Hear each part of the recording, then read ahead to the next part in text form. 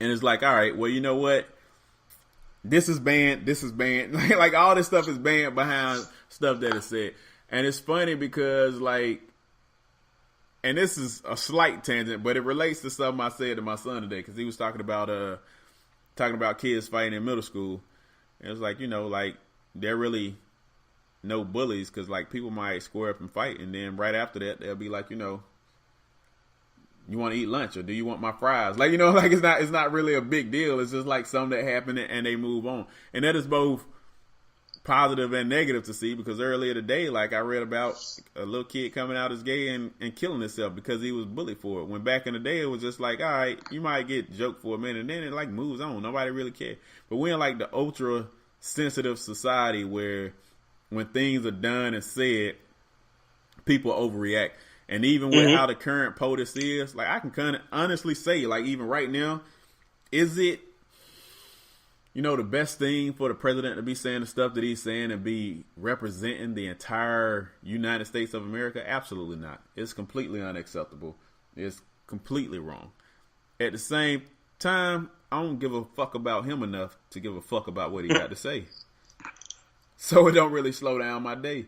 And I mean, and my friends know this. Like, I mean, I've been called a nigga at work. I've been called everything in the book. I've heard all type of negative stuff. And at the same time, you know what I do? I go on. Like, there's people I don't even acknowledge. To me, you don't exist because you don't affect me, my paycheck, my son, my friends, or any of that. Like, I'm still going to sit around and be the intelligent black man that I am, make the money that I'm going to make. My friends going to excel, and you're not going to really affect that in any way. Now, if you cross any line that affects any of that, then we have some problems. Yeah, we got some problems.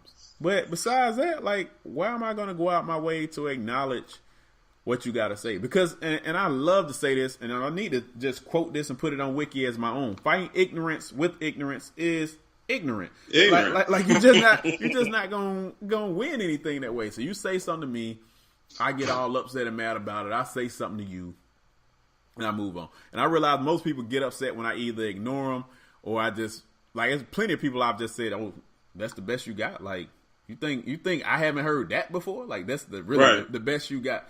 Like, all this intelligence you're supposed to have, and that's what you come up with. All right, what? And you know, I just move on with my life. Like, all right, you're a joke, so I'm just gonna treat you like a joke and keep it moving. But yeah, to your point, I just feel like people got to get back to having thicker skin and understanding that people are not going to always agree with you. And we are a society that's built around tact and being liked and saying things a certain way. But at the same time, you know, everybody's not like that. I'm one of those people. And if I say something or somebody else says something that is very direct and blunt, the first thing you got to ask yourself is, do you really care? And if you do care, the very next question should be, is what they said true? And if it's not, then carry on. If it is, I mean, you can take it into consideration. But if it don't, you know what I'm saying? If one monkey don't stop your show, keep it rolling. Like, it's not that much to stress over. Like, it's just, we got so much other stuff to live for that it's like, that's something that is so small. Let somebody else ruin your weather. It's just, that's not what's up. You'll be mad forever. But I think we're also in like an interesting time. We talk about bullying because bullying it's like almost like an overlay across communications in society. You know, whether you're bullied into you know, feeling guilty about, you know, the way you think, or being bullied into adopting another way of thinking. And especially for younger people, even like people our age, you know, I think the interesting part is that a lot of people want to blame millennials for all this stuff. But, you know, the millennials are the way they are because of the boomer parents. Yeah. You know, who've conditioned them to feel that way. You know, the question for you is, how do you, you know, talk to your son about bullying, resisting bullying, not being a bully, you know, and everything that comes under that umbrella? I mean, honestly, I think we did it kind of different as parents, and the reason I say that is because we we took the route of not really just focusing on bullying itself. It was more like, how do you respond and handle situations as far as for yourself. But what we did focus on the opposite side of that was groupthink and how contagious and misleading that could be.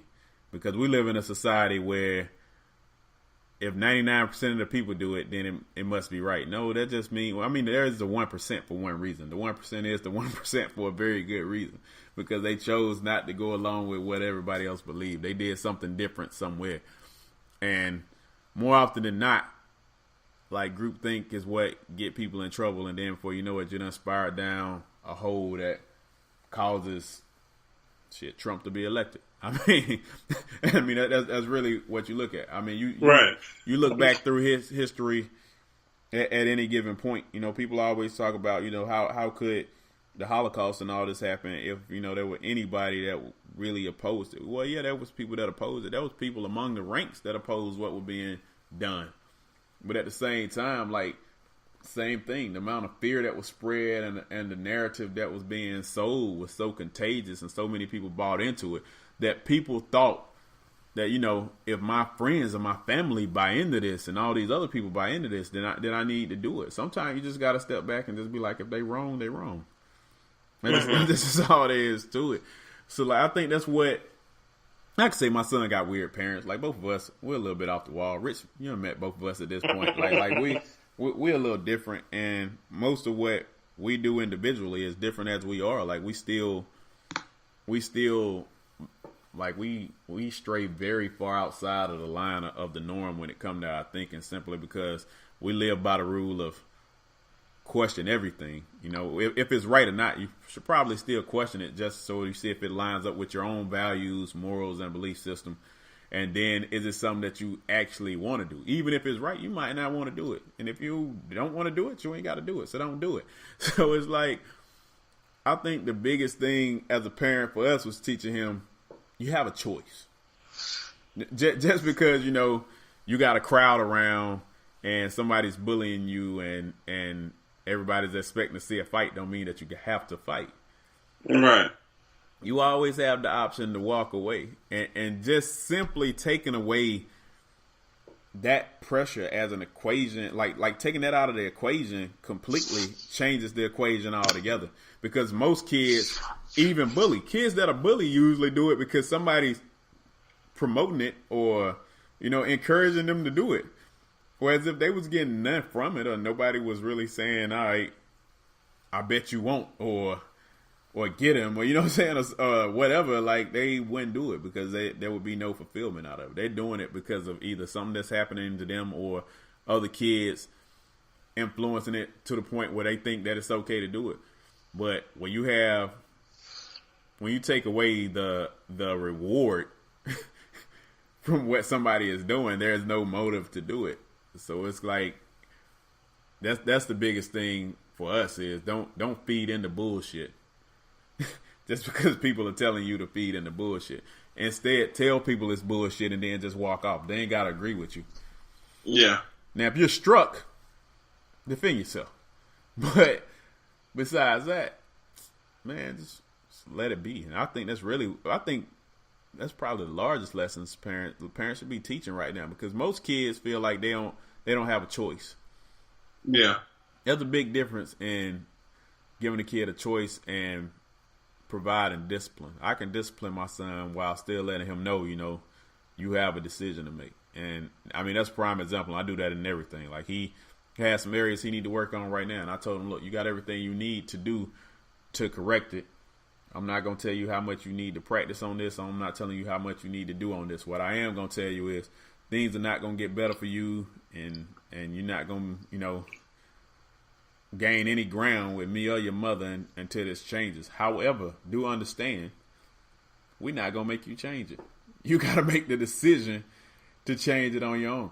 Just know that nothing's going to change until you change it. And you're not going to change it because we're telling you to do it. Because I'm making the choice right now to purposely not tell you to do it. So now what are you going to do? And that's when you see how a kid responds and they set up their own schedules and they decide how they're going to dedicate their time and what they're going to do and what they're not going to do and what choices they're going to make and not going to make. And I can say for my son, like, yeah, I already know what route he's going to take because he values the opinion of his parents above all else. And he'll value the opinions of those who we give a certain status above all else. So disappointing those individuals is something very high on his list not to do by any means necessary. So if I was to show up at his school and find out that, either one, he gave into bullying or he was bullying somebody else, he probably would just try to stay at school all night. Like that's just not what he's going to do. But I'm not even doing it because he was a bully or because he got into a fight. I'm doing it because he know how to make the right choice and he chose to make the wrong one. What would you feel worse? What would make you feel worse if he was the bully or if he was being bullied? As a father. Honestly, I feel worse if he was the bully, right? Because my thing is, I don't even worry about him being bullied. Like, my son knows worst come to worst, defend yourself, take an ass whooping if necessary. He's been in a situation where he's broken up, situation where kids are being bullied and end up somewhat being bullied, but then back down and then resolved itself. But if he's being the bully, then I feel like one that reflects on me because somehow I have instilled on him that it's okay to be a bully. And although my son knows how I am, I don't ever want him to think that. Like, they had an active shooter drill today, and he was telling me, they said one of the first things you do if you're a kid and you have your phone at school, like, you should be among the people calling the cops. And he was like, well, I just told him I'd just call you. Yeah, he's not calling the cops. Yeah, he was like, I just call you. So I was like, you know what? One, if I'm at work, I'm going to be a little far away. So, yeah, call the cops first. You can call me next. But don't call me first. Now, if I'm at home, though, and I'm at home, I'm not opposed to you making that call. But I know he say that because he know how I am. He's relatively familiar with my background. He knows what my response is going to be. And he also knows there are not going to be enough cops in the state of Florida from stopping me from getting in there to whoever's inside of that school. So, exactly. I guarantee you he's not calling the cops first still. And but you might be far away, but you're gonna you'll probably get better cops than he will be able to get to. Yeah. But I mean, to my point though is that I don't want him to think, you know what? You mess with me, go ahead. I tell you what, I'm gonna do whatever I want to, and then I'm gonna call my dad. You know what I'm saying? Like he knows he knows he does not have me to fall back on in certain situations. And if he in a certain situation where it's like he's the bully, yeah, we gotta have you. But that's a delicate line too, because at his last school, some went on and they tried to make him out to be a bully when that wasn't the case. And I was like, hold up, if he bullying, we need to know. But here y'all trying to defer to making him out to be the bully so the other kid doesn't seem like the bad guy. That's what we're not gonna do. So do understand. And I mean, it took, actually going up to the school and putting people in some awkward positions to actually, finally get to the root of the truth. And that's what you got to do sometime because, I mean, teachers and kids can tell you whatever. If you genuinely feel like your kid, you should do the due diligence. If in the end I would have found out he was a bully, that's still his ass, especially after I went through that much trouble. But when some don't add up, you better vet that out. Because, I think people always think that the kids are the bullies. No, it's teachers that are bullies just as much. Facts. You know what I'm saying? So you have to get in there and really get down to the meat of the situation. And we tell the Dunnies that all the time. Like, if your teacher is doing something that you don't agree with and it's wrong, let us know. And I've always been the parent, and teachers hate it. Well, I come in and I sit in on their classes when Adonis not in there, and they'll tell me, Adonis is in whatever class. I'm like, yeah, I know. I'm not here for Adonis though. I want to observe your class as a parent. I got that right because, like my kid does attend your class, and it's one of those things that really make teachers like they squirm a little bit because it's an awkward position to be in. You know what I'm saying? Because they know I'm sitting there evaluating how they are as a teacher, and they see me enough to know how I am with Adonis to know if I got a problem with how you doing things, I'm not even just going to address it with the school. I'm about to go to the school board, and everybody know me enough that if it's harsh enough, the next place I'm going is to a lawyer. So